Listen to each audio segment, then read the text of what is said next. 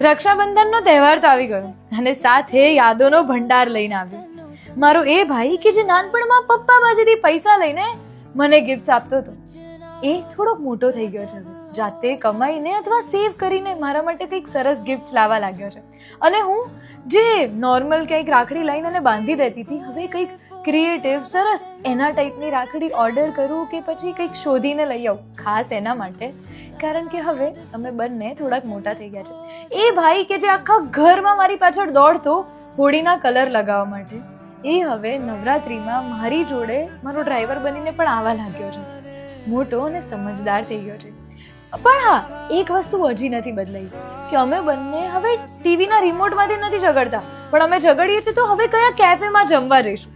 હજી ગુસ્સો ટણીના એટીટ્યુડ તમે બે એકબીજા પર એટલો જ કરશો જેટલો નાનપણમાં કરતા. પણ ક્યાંક હવે એકબીજાને થોડું સહન કરવા લાગ્યા છે, થોડી સંભાળ રાખવા લાગ્યા છે અને થોડુંક સાચવવા લાગ્યા છે. પણ હજી એ મારો ફેવરેટ વાળો દુશ્મન જ રહ્યો છે. હેપી રક્ષાબંધન ભાઈ. I love you and I love this grown up version of yourself.